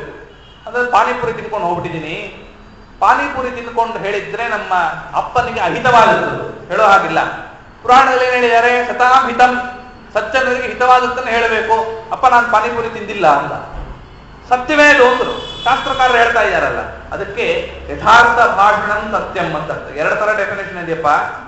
ಎಲ್ಲೆಲ್ಲಿ ಯಾವುದನ್ನು ಪ್ರಯೋಗ ಮಾಡಬೇಕು ಹಾಗೆ ಅದನ್ನು ಮಾಡತಕ್ಕ ವಿವಕ್ಷಾ ಭೇದದಿಂದ ಮಾಡತಕ್ಕಂಥದ್ದು ತೋರಿಸಬಿಡ್ತಾರೆ. ಆದ್ದರಿಂದ ಸತಾಂ ಹಿತಂ ಅನ್ನುವ ವಿಶೇಷವಾಗಿರ್ತಕ್ಕಂತಹ ತಪಸ್ಸನ್ನ, ಸತ್ಯ ಎನ್ನುವ ತಪಸ್ಸನ್ನ ಮಾಡ್ತಕ್ಕಂಥವನಾಗಿದ್ದ ನಮ್ಮ ಜನಕ ಮಹಾರಾಜ. ಸರ್ವಶಾಸ್ತ್ರೇಶು ಕೋವಿದ ರಾಜನಾಗ್ತಕ್ಕಂಥವನು 64 ಕಲೆಗಳಲ್ಲಿಯೂ ಕೂಡ ಕೋವಿದನಾಗಿರ್ತಕ್ಕಂಥವನಾಗಿರಬೇಕಾದ್ದರಿಂದ ಋಕು, ಯಜು, ಸಾಮ, ಅಥರ್ವ ಅಂತಕ್ಕಂಥ ಎಲ್ಲ ವೇದಗಳನ್ನು ಪಾರಂಗತನಾಗಿ ವಿಶೇಷವಾದ ದೊಡ್ಡ ಜ್ಞಾನಿಯಾಗಿದ್ದ. ಸರ್ವಶಾಸ್ತ್ರೇಶು ಕೋವಿದ. ಕೋವಿದ ಅಂದ್ರೇನು? ಅದರಲ್ಲಿ ಹೇಳಿದ್ದನ್ನ ಅನುಸರಣೆ ಮಾಡತಕ್ಕಂಥವನು, ಬರೇ ಓದ್ದವನಲ್ಲ, ಬುಕ್ಕಿಶ್ ನಾಲೆಡ್ಜ್ ಅಲ್ಲ ಅವನಿಗೆ, ಅದನ್ನು ಜೀವನದಲ್ಲಿ ಅಳವಡಿಸಿಕೊಂಡಿದ್ದ ಜನಕ ಮಹಾರಾಜ. ಆದ್ದರಿಂದ ಕೋಪವರ್ಜಿತ, ಕೋಪವನ್ನು ಬಿಟ್ಟವನಾಗಿದ್ದ. ಅದು ಈ ಕೋಪವನ್ನು ಬಿಡತಕ್ಕಂಥದ್ದು ಎಲ್ಲ ಕಡೆಯಲ್ಲೂ ಅಪ್ಲೈ ಮಾಡಬೇಕು. ಶ್ರಾದ್ದದಲ್ಲಿ ಹೇಳಿದ್ರಲ್ಲ 3 ಇರಬೇಕಂತ ಶ್ರಾದ್ದದಲ್ಲಿ ಅತ್ಯವಶ್ಯವಾಗಿ. ಅಕ್ರೋಧಂ ಅತ್ವರ, ಕ್ರೋಧ ಮಾಡದೇ ಇರತಕ್ಕಂಥದ್ದು, ತ್ವರ ಅವಸರ ಮಾಡದೇ ಇರತಕ್ಕಂಥದ್ದು, ಇದೆಲ್ಲವೂ ಕೂಡ ಶ್ರಾದ್ದದ ನಿಯಮಗಳು. ಅಕ್ರೋಧ ಅತ್ವರ. ಹೀಗೆ ಕೋಪವರ್ಜಿತ, ಕೋಪವನ್ನು ಬಿಡಬೇಕು. ಕೋಪದಿಂದ ಏನಾಗುತ್ತೆ? ಕೋಪದಿಂದ ಅನರ್ಥ ಸಾಧನ. ಕೋಪವುಳ್ಳವನವನೇ ಅಜ್ಞಾನಿ ಅಂತಾನೆ ಕುಮಾರವ್ಯಾಸ. ಕೋಪದಿಂದ ಇಹಪರಕ್ಕೆ ಸುಕೃತವು ಲಯವನೈದುವುದು. ಇಲ್ಲಿ ಮಾಡಿರ್ತಕ್ಕಂಥದ್ದು, ಪರಕ್ಕೆ ಮಾಡಿರತಕ್ಕಂತಹ 2 ಸುಕೃತವೂ ಕೂಡ ಲಯವನೈದುವುದು, ನಾಶವಾಗ್ತಕ್ಕಂಥದ್ದಾಗತ್ತೆ. ಆದ್ದರಿಂದ ಕೋಪವರ್ಜಿತ. ವ್ಯಾಖ್ಯಾನಕಾರರಂತಾರೆ ಕೋಪ ಅನ್ನೋದು 3 ಥರ ಇದೆ. ಇದೇ ಗೊತ್ತಿಲ್ಲ ನನಗೆ. ಕೋಪದಲ್ಲಿ 3 ಥರ ಇದೆ. ಯಾವುದು? ಕ್ರೋಧ, ಇನ್ನ ಕೋಪ, ರೋಷ ಅಂತ 3. ಈ 3ನ್ನು ಬಿಟ್ಟಿದ್ದ ಜನಕ ಮಹಾರಾಜ. ಕ್ರೋಧವನ್ನು ಬಿಟ್ಟಿದ್ದ, ರೋಷವನ್ನು ಬಿಟ್ಟಿದ್ದ, ಕೋಪವನ್ನು ಬಿಟ್ಟಿದ್ದ. ಕ್ರೋಧ ಅಂದ್ರೆ ಏನು? ವಧಾದಿ ಪರ್ಯಂತಹ ಕ್ರೂರಜನಾಶ್ರಯ ಕ್ರೋಧ. ಅವನಿಗೆ ಸಾಯೋವರೆಗೂ ಬಿಡಲ್ಲ ಅಂತ ಸೇಡ್ ತೀರಿಸ್ಕೊಳ್ತಾರಲ್ಲ, ಅವನಿಗೆ ಹೇಗಾದ್ರೂ ಮಾಡಿ ಸಾಯಿಸ್ಬೇಕು. ಅವನು ನೋಡಿದಾಗಲೆಲ್ಲ ಸಿಟ್ಟು ಬರುತ್ತೆ, ಅದು ಕ್ರೋಧ. ಯಾವಾಗ ನೋಡಿದ್ರು ಇವನು ನೋಡಿದ್ರು ಸಾಯಿಸ್ಬೇಕು, ಇವನ್ನ ಏನಾದ್ರೂ ಮಾಡಿ ಇವನ್ನ ಕೆಟ್ಟದ್ದು ಮಾಡಬೇಕು ಅಂತಾರಲ್ಲ, ಇದು ಕ್ರೋಧ. ಇದನ್ನು ಬಿಟ್ಟಿದ್ದ ಜನಕ ಮಹಾರಾಜ. ಇನ್ನ ಕೋಪ ಅಂದ್ರೇನು? ಅಭ್ಯರ್ಥನಾವಧಿ ವೀರಜನಾಶ್ರಯ ಕೋಪ. ವೀರರ ಜೊತೆಗೆ ಸೇಡು ತೀರಿಸ್ಕೊಳ್ತಕ್ಕಂಥದ್ದು. ಹೇಗಾದ್ರೂ ಮಾಡಿ ವೀರನನ್ನು ಗೆಲ್ಲಬೇಕು, ನಾನು ಒಬ್ಬ ದೊಡ್ಡ ವೀರ ಅಂತ ಆಗಬೇಕು ಅಂತ ಅವನ ಮೇಲೆ ಕೋಪ ಮಾಡಿಕೊಳ್ತಾರಲ್ಲ, ಇದು ಕೋಪ. ಮತ್ತೆ ರೋಷ ಅಂದ್ರೆ ಏನು? ಸ್ತ್ರೀಯರ ಮೇಲೆ, ಬಂಧು ಜನರ ಮೇಲೆ ತೋರಿಸ್ತಕ್ಕಂತಹ ಕೋಪಕ್ಕೆ ರೋಷ ಅಂತ ಕರೀತಾರೆ. ಅದರಲ್ಲೇ ವ್ಯತ್ಯಾಸ ಇದೆ ಅಂತ ಅರ್ಥ. ರೋಷ ಬೇರೆ, ಕೋಪ ಬೇರೆ, ಕ್ರೋಧ ಬೇರೆ. ಈ 3ಅನ್ನೂ ತ್ಯಾಗ ಮಾಡಿದ್ದ. ಅಂದ್ರೆ ಸ್ತ್ರೀಯರಲ್ಲೂ ಅವನಿಗೆ ಕನಿಕರ ಇತ್ತು, ಶತ್ರುಗಳಲ್ಲೂ ಕನಿಕರ ಇತ್ತು, ತನ್ನ ಸಮಾನರಾಗಿರ್ತಕ್ಕಂತಹ ವೀರರಲ್ಲೂ ಕನಿಕರ ಇತ್ತು. ಅವರೆಲ್ಲರನ್ನೂ ಕೂಡ ಸಮಾನವಾಗಿ ನೋಡ್ತಕ್ಕಂಥವನಾಗಿದ್ದನಾದ್ದರಿಂದ ಕೋಪವರ್ಜಿತ. ಕೋಪವನ್ನು ಬಿಟ್ಟವನಾಗಿದ್ದ. ಇದೆಲ್ಲವನ್ನ ಬಿಟ್ಟಿದ್ದನಾದ್ದರಿಂದಲೇನೆ ವಾಸುದೇವ ಪ್ರಸಾದಸ್ಯ ಮುಖ್ಯ ಪಾತ್ರೋ ಅಭವನ್ ನೃಪ. ಭಗವಂತನ ಪ್ರಸಾದಕ್ಕೆ ಮುಖ್ಯ ಪಾತ್ರನಾಗಿದ್ದ. ನಿರ್ಮಮಃ, ಇದು ಮುಖ್ಯವಾಗಿ ಬೇಕಾದ ನಿರ್ಮಮಃ, ನಿತ್ಯ ತೃಪ್ತಶ್ಚ. ಇಂಥದ್ದು ನಿರ್ಮಮ ಅಂದ್ರೆ ಏನು? ನಾನು ನನ್ನದು ಅನ್ನೋದನ್ನು ಬಿಟ್ಟಿದ್ದ ಅಂದ್ರು. ಅದನ್ನೇ ಸಾರೋದ್ಧಾರದ ಸಾರ ಇದೆ, ಬೇರೆ ಏನೂ ಅಲ್ಲ. ಭಾಗವತದ ಸಾರ ಇದು. ಅದನ್ನೇ ಹರಿಕಥಾಮೃತದ ಸಾರಕಾರರು ಏನು ಮಾಡಿದರೇನು, ಕೇಳಿದರೇನು, ಓದಿದರೇನು, ಏನಿಲ್ಲ. ಪ್ರವಚನ ಕೇಳಿದ್ರೇನು, ಸಂಧ್ಯಾವಂದನೆ ಮಾಡಿದ್ರೇನು, ಪಾರಾಯಣ ಮಾಡಿದ್ರೇನು, ಯಾತ್ರೆಗಳಿಗೆ ಹೋದರೇನು, ನಾನು ನನ್ನದು ಎನ್ನುವ ಜಡಮತಿ ಹೀನಮಾನವನು. ಏನು ಮಾಡಿದ್ರು ಪ್ರಯೋಜನ. ನಾನು ಮಾಡದೆ ನಾ ಮಾಡಿದೆ. ಒಬ್ಬೊಬ್ಬರಿಗೊಂದೊಂಥರ ಆಸೆ. ಇಲ್ಲಿ ಕೆಲವರು ಉಪನ್ಯಾಸ ಕೇಳಿಬಿಟ್ಟಿರ್ತಾರೆ, ನಾನು ಮಾಡದೆ ಅಂತ ಹೇಳ್ಕೋಬಾರದು ಅಂತ. ಭಗವಂತ ಮಾಡಿಸಿದ ಇದೊಂಥರ. ನಾನು ಮಾಡಲಿಲ್ಲ, ಭಗವಂತ ಮಾಡಿಸಿದ. ಇದು ಹೆಂಗಿದೆ ಅಂದ್ರೆ, ಯಾರೋ ಒಬ್ರು ಒಂದು ತುಳಸಿ ಮಣಿ ಮಾಡಿಸಿದ್ರು ಆಂಜನೇಯ. ಸರಿ, ಅದನ್ನ ತೋರಿಸ್ಬೇಕು, ಜನಗಳಿಗೆ ಹೇಳಬೇಕು. ಹೇಳೋದಂಗೆ ಪ್ರವಚನದಲ್ಲಿ ಹೇಳಿಬಿಟ್ಟಿದ್ದಾರೆ, ನಾ ಮಾಡಿಸ್ದೆ ಅಂತ ಹೇಳಬಾರದು. ನಿರ್ಮಮಃ ಏನು ಮಾಡಬೇಕು? ಅದನ್ನ ನಾ ಮಾಡಿಸ್ದೆ ಅಂತ ಗೊತ್ತಾಗುತ್ತೆ ನಿಜಂಗಿದೆ. ಈಗ ವಾಟ್ಸಪ್, ಫೇಸ್ಬುಕ್ ಎಲ್ಲ ಬಂದ್ಬಿಟ್ಟು ಎಲ್ಲ ಕಡೆ ಪ್ರಚಾರ ಆಗಬೇಕಲ್ಲ. ಇನ್ನು ಏನೇ ಮಾಡಲಿ, ಗಣಪತಿ ಹಬ್ಬ ಮಾಡಲಿ, ಫೋಟೋ ತೆಗೆದು ಫೇಸ್ಬುಕ್ ಹಾಕ್ತಾರೆ. ಇದೊಂಥರ. ನಮ್ಮ ಮನೆಯಲ್ಲಿ ಈ ಕೆಲವರಂತೂ ಈ ಫೇಸ್ಬುಕ್ ಅಲ್ಲಿ ಶ್ರಾದ್ದ ಮಾಡುದು, ನಮ್ಮಪ್ಪ ಪಿಂಡ ಪ್ರದಾನ ಮಾಡ್ತಾ ಇದ್ದಾರೆ ಅಂತ ಫೋಟೋ. ಏನ್ ಕರ್ಮವು? ಇದುವೇ ಭಾಗವತದ ಒಂದು ಕಥಾನಕ, ಭಾಗವತದ ಒಂದು ಅನುಸರಣೆ. ಯಾವುದನ್ನು ಪ್ರಚಾರಕ್ಕೆ ತರಬೇಡ ಅಂದ್ರು ಅದನ್ನೇ ಜನ ಮಾಡ್ತಾ ಇದ್ದಾರೆ. ಯಾಕೆ? ಕಲಿಯುಗ, ಎಲ್ಲವೂ ಕೂಡ ಉಲ್ಟಾ ಹೊಡಿತಾ ಇದೆ. ಯಾವುದೇ ಯಾತ್ರೆಗೆ ಹೋದ್ರು, ನಾವೆಲ್ಲ ಈ ಯಾತ್ರೆಯಲ್ಲಿದ್ದೇವೆ, ಯಾತ್ರೆ ಮಾಡಿದ್ದು, ಕ್ಷೇತ್ರಗಳಿಗೆ ಹೋದದ್ದು, ಯಾವುದನ್ನು ಕೂಡ ಪ್ರಚಾರಕ್ಕೆ ತರಬೇಡಿ. ನಿಮ್ಮ ಸಾಧನೆಗೆ ಬಿಟ್ಟಿದ್ದದಲ್ಲ, ನಮ್ಮ ಸಾಧನೆಗೆ ಬಿಟ್ಟಿದ್ದನ್ನ ಪ್ರಪಂಚಕ್ಕೆ ತೋರಿಸ್ತೇವೆ ಅಂದ್ರೆ ನಮ್ಮಷ್ಟು ಮೂರ್ಖರು ಇನ್ನೊಬ್ಬರಿಲ್ಲ ಅಂತ. ಅದಕ್ಕಂತ ನಿರ್ಮಮಃ. ಯಾರೋ ಅಂದ್ರು, ಅದೇ ತುಳಸಿ ತರ ಮಾಡ್ತಿದ್ದೀನಿ, ಹೇಗೆ ತುಳಿಸಬೇಕು? ಕರೆದ್ರೆ ಯಾರೋ ಒಬ್ಬರನ್ನ, ಬಾರೆ ಇಲ್ಲಿ ರಮಾಬಾಯಿ ಅಂದ್ರು. ಏನು ಅಲ್ಲಿ ನೋಡವ, ಅಲ್ಲಿ ಆಂಜನೇಯನಿಗೆ ತುಳಸಿ ಹಾರ ಕಾಣಿಸ್ತಾ ಇದೆಯಲ್ಲ, ನಿನ್ನೆ ಇರ್ಲಿಲ್ಲ, ಇವತ್ತು ಚೆನ್ನಾಗಿ ಕಾಣ್ತಾ ಇದೆಯಲ್ವಾ, ಆಂಜನೇಯನಿಗೆ ಶೋಭೆ ಆಗಿದೆ. ಹೌದೌದು, ಬಹಳ ಚೆನ್ನಾಗಿದೆ. ಪಾಪ ಯಾರು ಮಾಡಿಸಿದಾರ? ಯಾರೋ ಅಲ್ಲ, ದೇವರು ನಮ್ಮಿಂದ, ನಾನಲ್ಲ, ದೇವರು ನಮ್ಮಿಂದ ಮಾಡಿಸ್ಕೊಂಡ. ಇದು ಬೇರೆ. ದೇವರು ನಮ್ಮಿಂದ ಮಾಡಿಸಿಕೊಂಡ ಅನ್ನುವ ಅನುಸಂಧಾನ ನನಗೆ ಇದ್ದಿದ್ದರೆ ನೀನು ಅದನ್ನು ಹೇಳ್ಕೊತಿರ್ಲಿಲ್ಲ ಅಂತ. ಯಾವುದೇ ಪದಾರ್ಥವನ್ನ, ಈಗ ಊಟದ ಪದಾರ್ಥಗಳಲ್ಲಿ ಭಗವಂತನ ಚಿಂತನೆ ಮಾಡಬೇಕು ಅಂತ ತೀರ್ಥಾಮೃತಸಾರದಲ್ಲಿ ಹೇಳಿದ್ದಾರೆ. ಉಪ್ಪಿನಲ್ಲಿ ಜನಾರ್ದನ, ಅನ್ನದಲ್ಲಿ ಕೇಶವ, ನಾನಾ ರೀತಿಯಾಗಿ ಸೂಪದಲ್ಲಿ ಗರುಡ, ಹೀಗೆ ನಾನಾ ಕಡೆಯಲ್ಲಿ ಭಗವದ್ ರೂಪಗಳನ್ನ, ಭಗವತ್ ಚಿಂತನೆಯನ್ನು ಮಾಡಬೇಕು ಅಂತ. ಇನ್ನು ತುಳಸಿ ದಳದಲ್ಲಿ ಎಷ್ಟು ರೂಪಗಳು, ಸಾಲಿಗ್ರಾಮದಲ್ಲಿ ಎಷ್ಟು ರೂಪಗಳು, ದೀಪದಲ್ಲಿ 13 ರೂಪಗಳು, ಗಂಧದಲ್ಲಿ ಇಷ್ಟು 403 ರೂಪಗಳು, 160 ಪುಷ್ಪಗಳಲ್ಲಿ ಇಷ್ಟು ಕಡೆಯಲ್ಲಿಯೂ ಕೂಡ ಚಿಂತನೆ ಮಾಡಬೇಕು ಅಂತ ಹೇಳಿದ್ದಾರೆ. ಅದನ್ನು ಮಾಡಿದರೆ ಅತ್ಯಂತ ಉತ್ಕಟವಾದ ಪುಣ್ಯ. ಅದನ್ನು ಮಾಡಿದ್ರೆ ಏನಾಗುತ್ತೆ? ಪದಾರ್ಥಗಳ ಮೇಲೆ ಮೋಹ ಹೋಗುತ್ತೆ. ಈಗ ಹುಳಿ ಮಾಡಿದ್ರು, ಹುಳಿ ಗರುಡ ಅಂತ ಅಭಿಮಾನಿ, ಉಪ್ಪು ಹಾಕಿಲ್ಲ ಅವನು. ಹಾಗಂತ ನೀನು ನಿಜವಾಗ್ಲೂ ಗರುಡ ಅಂತ ಚಿಂತನೆ ಮಾಡಿದ್ರೆ ಅದ್ರಲ್ಲಿ ಉಪ್ಪು ಹಾಕಿದ್ದಾರೋ ಇಲ್ಲವೋ ಅನ್ನುವ ಮನಸ್ಸು ನಿನ್ಗೆ ಅದಕ್ಕೆ ಹೋಗಲ್ಲ ಅಂತ. ಇದು ಹೋಗದೇ ಇರೋದೇ ಆ ಚಿಂತನೆಗೆ ಅನುಸಂಧಾನದ ಒಂದು ಫಲ ಅಂತ ಹರಿಕಥಾಮೃತಸಾರಕಾರರು ತೋರಿಸಿಕೊಟ್ಟಿದ್ದು.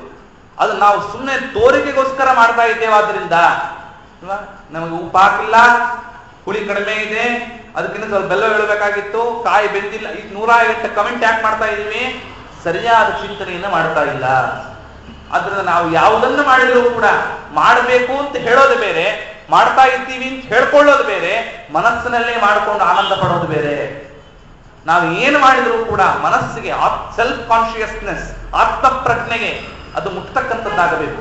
ನಮಗೆ ತೃಪ್ತಿಯಾಗಬೇಕು, ನಾವು ಮಾಡ್ತಾ ಇರೋದು ಸರಿನೋ ಇಲ್ವೋ ಅಂತ. ಜನಗಳಿಗೆ ಅದಕ್ಕೆ ಅಂತಾರೆ ವಾದರಾಜ ಪ್ರಭುಗಳು, ಜನ ಇದ್ದಾಗ ಒಂದು ತರ, ಜನ ಇಲ್ಲದೆ ಇರುವಾಗ ಒಂಥರ ಅಂದ್ರು ವಾದರಾಜರು. ಒಂದು ದೇವರ ನಾಮನೆ ಮಾಡ್ಬಿಟ್ರು. ಯಾವ ತರ?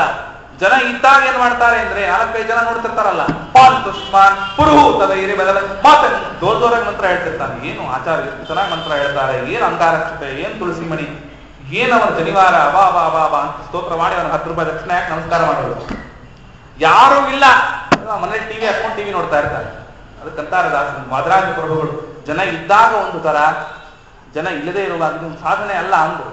ಅದರಿಂದ ನಿರ್ಮಮಃ, ಜನಕ ಮಹಾರಾಜ ನಿರ್ಮಮ, ಯಾವುದರ ಮೇಲೂ ಕೂಡ ಅವನಿಗೆ ಮೋಹವೇ ಇಲ್ಲ ಅಂದರು. ನಿರ್ಮಮಃ ನಿತ್ಯ ತೃಪ್ತಶ್ಚ, ಏನಿರುತ್ತೋ ಅದು ನಿತ್ಯ ತೃಪ್ತ ಅಂದ್ರೆ ಏನು?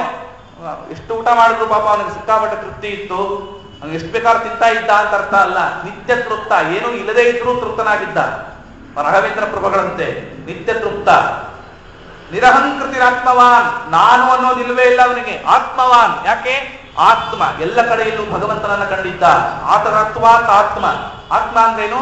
ಎಲ್ಲ ಕಡೆಯಲ್ಲಿ ವ್ಯಾಪ್ತನಾದವನಿಗೆ ಆತ್ಮ ಅಂತ ಕರೀತಾರೆ. ಆತ್ಮವಾನ್.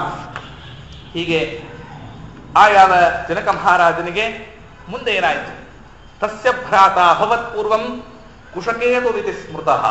ಇಲ್ಲಿಗೆ ಪ್ರಾರಂಭ ಆಯಿತು ಕಥೆ. ಕುಶಕೇತು ಅಂತ ಒಬ್ಬ ತಮ್ಮನಿದ್ದ.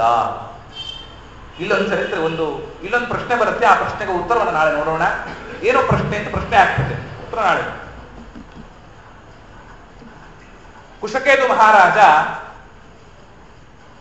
ಸತ್ತು ಹೋಗ್ತಾನೆ ಸ್ವಪ್ನದಲ್ಲಿ. ಜನಕ ಮಹಾರಾಜನಿಗೆ 50,000 ವರ್ಷಗಳು ಅಂತಾರೆ. ಇದೇ ಶ್ರೀನಿವಾಸ ಕಲ್ಯಾಣದಲ್ಲಿ. ಆದರೆ ಈ ಕಥೆ ನಡೆದಿದ್ದು ಯಾವಾಗ? ತ್ರೇತಾಯುಗದಲ್ಲಿ. ಜನಕ ಮಹಾರಾಜ ತ್ರೇತಾಯುಗದಲ್ಲಿ ತಾನೆ. ತ್ರೇತಾಯುಗದಲ್ಲಿ ಆಯುರ್ ಪ್ರಮಾಣ ಎಷ್ಟು? ಕಲಿಯುಗದಲ್ಲಿ 120 ವರ್ಷಗಳು ಕ್ಲುಪ್ತ, ಫಿಕ್ಸ್ಡ್. 120ಕ್ಕಿಂತ ಜಾಸ್ತಿ ಇಲ್ಲ, ಇರಬಹುದು. ಅದಕ್ಕೆ ಬೇರೆ ಕಥೆ ಇದೆ, ಇರಲಿ. ಇನ್ನ ದ್ವಾಪರ ಯುಗದಲ್ಲಿ 1000 ವರ್ಷಗಳು, 120,000. ತ್ರೇತಾಯುಗದಲ್ಲಿ 10,000 ವರ್ಷಗಳು. ಆದ್ರೆ ಇಲ್ಲಿ ಜನಕ ಮಹಾರಾಜ 50,000 ವರ್ಷಗಳು ಇದ್ದಾರು. ಹೆಂಗೆ? ಈ ಪ್ರಶ್ನೆಗಳಿಗೆ ಹೇಳುತ್ತೆ ಶ್ರೀನಿವಾಸ ಕಲ್ಯಾಣದಲ್ಲಿ. ಪ್ರತಿನಿತ್ಯದಲ್ಲೂ ಕೂಡ ಒಂದು ಪ್ರಶ್ನೆಯನ್ನು ಹಾಕಬಹುದು. ಪ್ರತಿನಿತ್ಯದಲ್ಲೂ ಕೂಡ ಈ ಪ್ರಮೇಯವನ್ನು ಬಿಡಿಸ್ತಕ್ಕಂತಹ ವಿಶೇಷತೆಯನ್ನು ಗುರುಗಳು ಹೇಳಿಕೊಟ್ಟಿರ್ತಕ್ಕಂಥವರಾಗಿದ್ದಾರೆ. ಎಲ್ಲವೂ ಕೂಡ ಮೈಸೂರಿನಲ್ಲಿ ದೇವೇಂದ್ರ ತೀರ್ಥ ಶ್ರೀಪಾದಂಗಳವರು ಅಂತ ಒಬ್ಬ ದೊಡ್ಡ ಜ್ಞಾನಿಗಳಿದ್ದರು. ಅವರು ಶ್ರೀನಿವಾಸ ಕಲ್ಯಾಣವನ್ನ ಒಂದು ವರ್ಷದಲ್ಲೇ ಒಂದು ತರ ಹೇಳಿದರೆ ಮುಂದಿನ ವರ್ಷದಲ್ಲಿ ಇನ್ನೊಂದು ತರ ಹೇಳ್ತಾ ಇದ್ರು ಅಂತ. ಆ ರೀತಿಯ ಪ್ರಮೇಯ ಇಟ್ಟರು ಮಹಾಪ್ರಭುಗಳು. ಅವರೆಲ್ಲರ ಆಶೀರ್ವಾದದ ಫಲ ಅನ್ನತಕ್ಕಂಥದ್ದನ್ನ ಯಾವ ಕಾಲಕ್ಕೂ ಕೂಡ ಅದನ್ನ ನಾವು ಮರೆಯುವಂತಿಲ್ಲ ಅಂತ ಹೇಳ್ತಾ ಇವತ್ತಿನ 2 ಮಾತುಗಳನ್ನ ರಾಘವೇಂದ್ರ ಪ್ರಭುಗಳ ಅಂತರ್ಯಾಮಿಯಾದ ವಾದಿರಾಜರ ಗುಹಾವಾಸಿ ಲಕ್ಷ್ಮೀ ಹೇಕರಿನ ಪದಾರವಿಂದಗಳಲ್ಲಿ ಸಮರ್ಪಣೆ ಮಾಡುತ್ತೇವೆ. ಕೃಷ್ಣಾರ್ಪಣ.